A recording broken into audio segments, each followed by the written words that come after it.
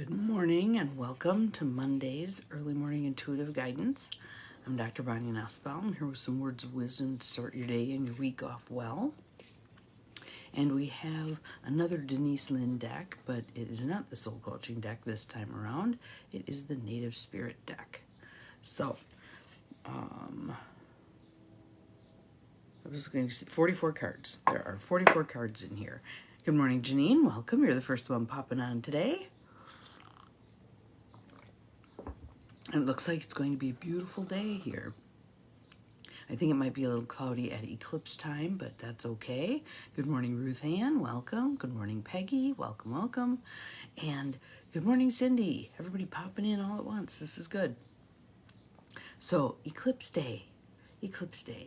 And I would like us to look at this day as a sacred day, less about the pomp and circumstance of this thing, but more about the sacredness of this not frequently occurring event. Good morning, Jonille, welcome.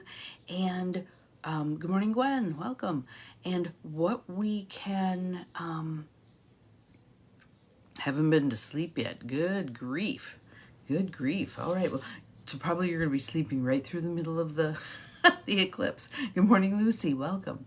I want us to consider this as a point of pondering, a point of review. Good morning, Abigail.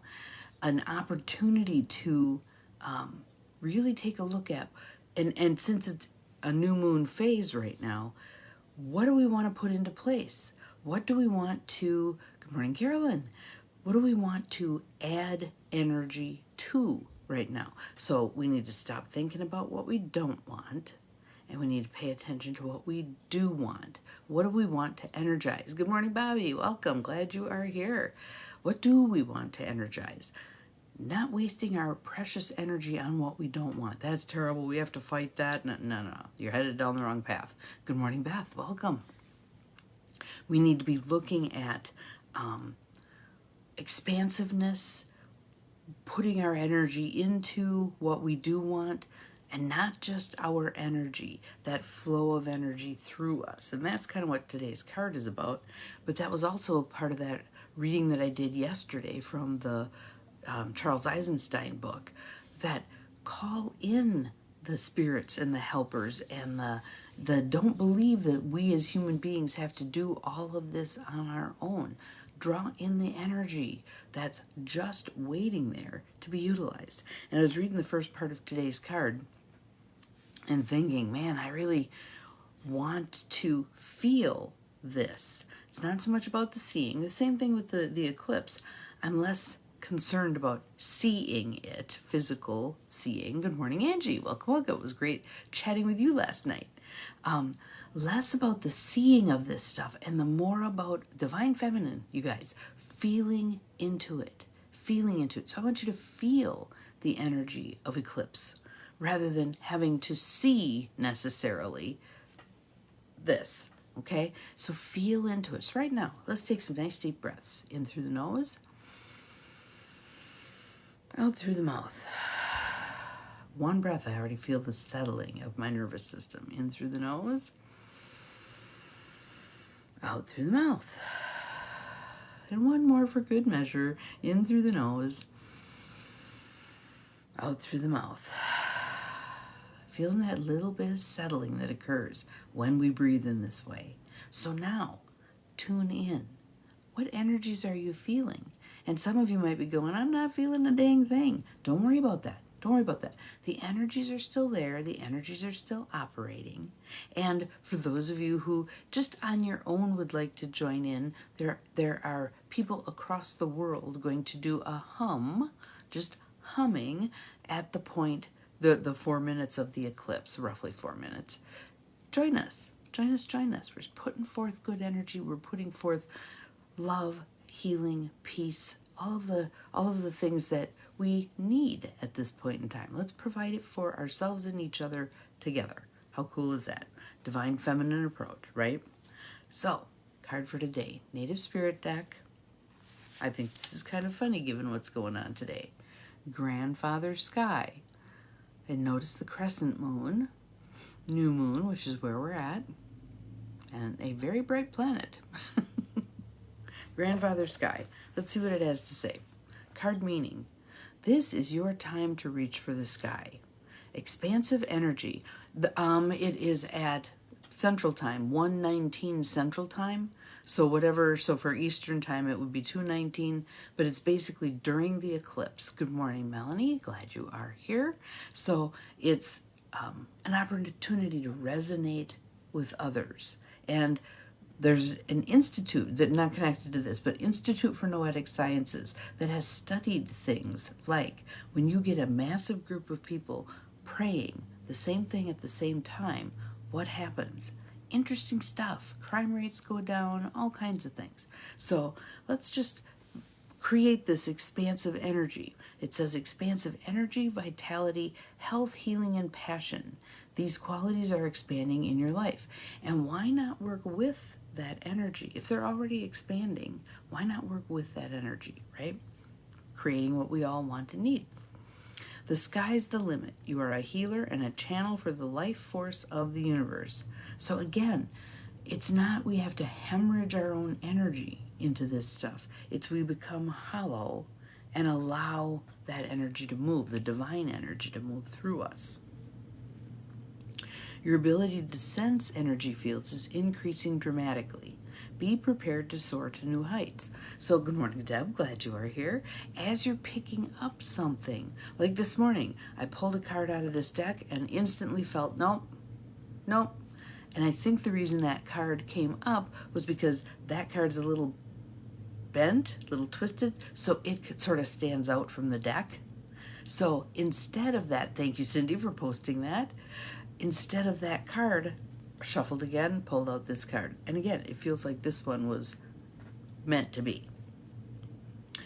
Let's see. Your native spirit wants you to know when you receive the Grandfather Sky card, notice receive it. Good morning, Susan. Welcome. It's not we have to pursue it. We receive it. So receive the energy from the eclipse today. You don't have to pursue anything. Just receive it. Be open, right? When you receive the energy when you receive the Grandfather Sky card, you're entering into an expansive cycle. Do not hold back and repress what you feel. Your body and spirit will become drained. It's effortful to shove down what's wanting to present, right?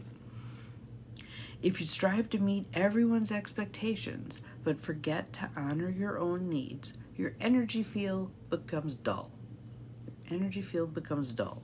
If you allow your emotions and needs the freedom to be spontaneously expressed, waves of incredible energy will expand inside you. Now that sounds really good, doesn't it?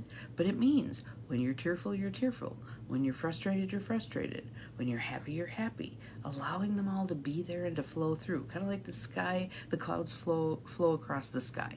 You don't try to stop them. You allow them to move through. Let's see. Running on your own resources, it's easy to become drained. However, letting the divine light of the Creator flow through you easily replenishes your soul. So imagine it, it's kind of like, I'm going to use the northern term, a bubbler. For you who are more south, water fountain. When you take in the water, replenishes you, gets you moving again. Right? So that's what we're doing. We're allowing that energy to move through us and fill us up, right? The journey. And how many of us are going to do this today anyway? To deepen your connection to a Grandfather Sky and bring an expansive energy into your life, stand outdoors with your arms reaching up to the sky. One of the fastest ways to bring joy and bounty into your life is through gratitude.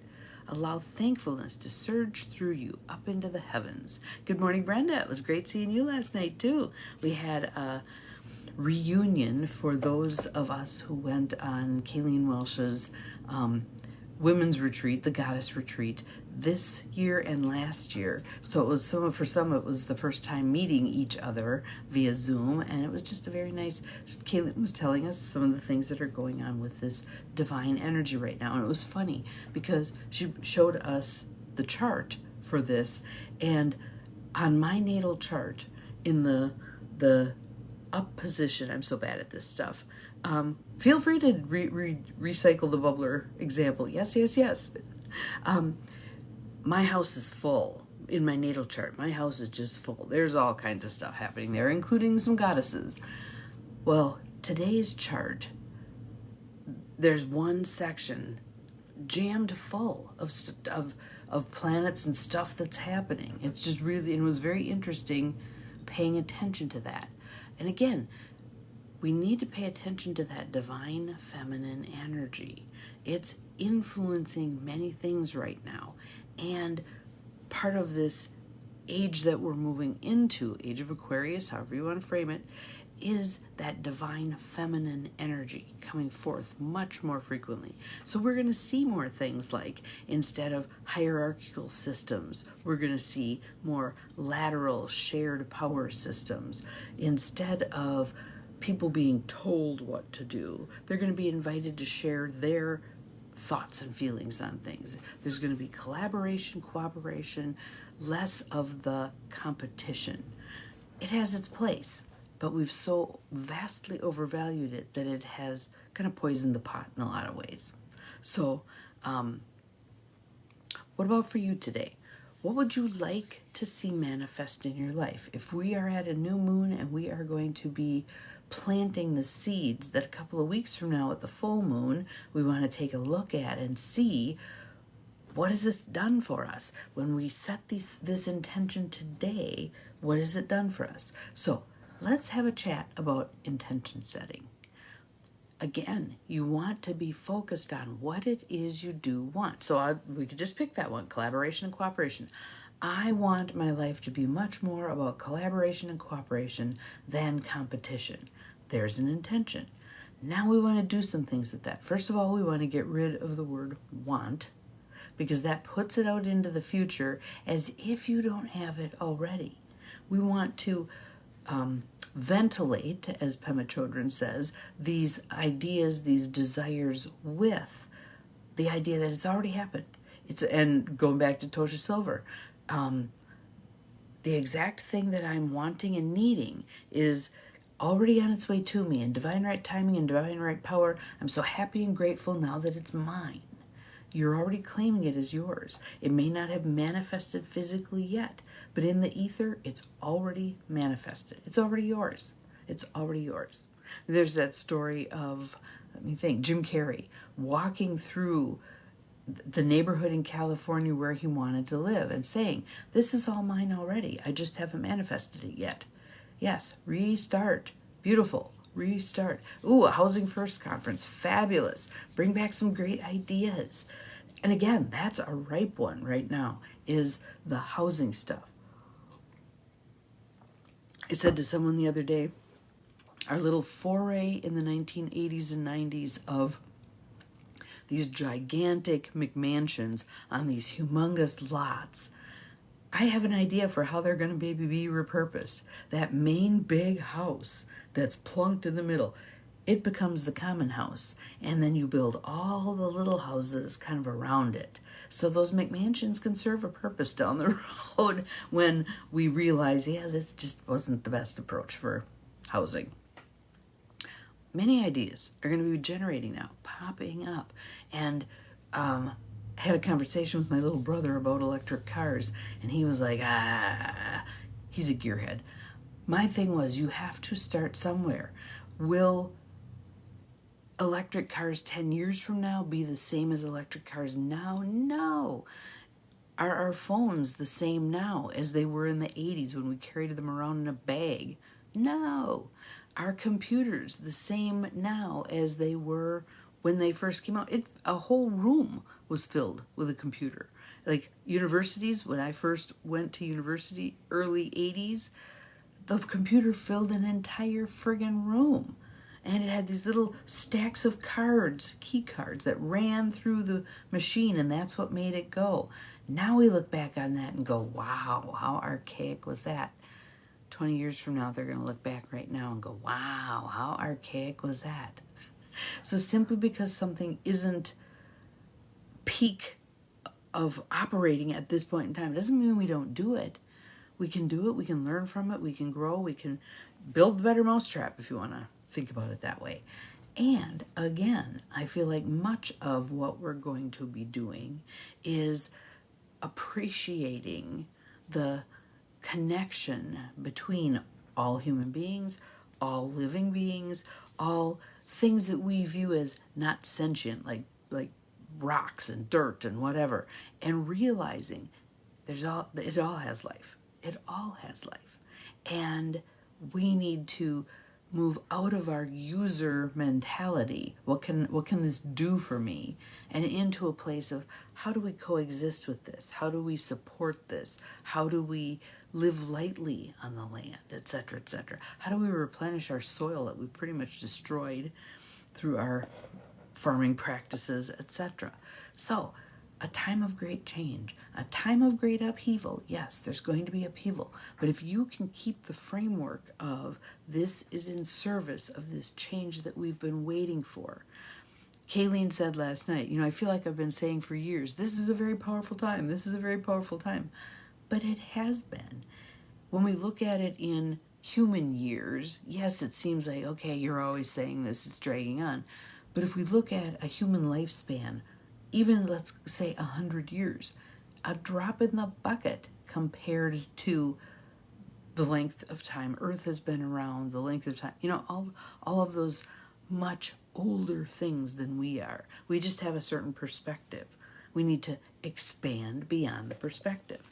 So that is what Grandfather Sky is teaching us today. Expand beyond those self-imposed limitations. Do what you can to not look at it through limiting lenses. Ask yourself some questions. What else is possible here? What else would I like to see here? What else might happen here? So that you're stepping into each moment from that perspective of, and what else? And what else? And thinking much bigger. All right? Yes, expand beyond the perspective. Yes, yes, yes. So, have an awesome day. If you want to put some things in the feed in terms of what you're doing to spiritually honor this eclipse, what purpose is this serving in your life? What intentions do you want to set today? I'm going to do some journaling now, and that's one of the things I'm going to do is put some intentions in there. And even if I don't look at them again, having committed them to paper makes them more potent than if I just keep them all in my head. If you speak it to somebody, you are welcome, Lucy. If you speak it to somebody, it makes it more potent. If you put it on a 3x5 card and sit it in front of your face, makes it more potent. And then a couple of weeks from now, when we hit the full moon, let's take a look at how have those intentions been burbling up? How have we been seeing what we set the intention for today? Have an awesome day. Enjoy the 8th. I love 8 because it's such a great, endless. Enjoy the the eclipse if you're going to participate. I'm not planning on looking at it necessarily, but I am planning on being in the energy of it. I think it's supposed to be cloudy here at that point anyway. The sun is this morning. This afternoon it's the clouds. Surprise, surprise.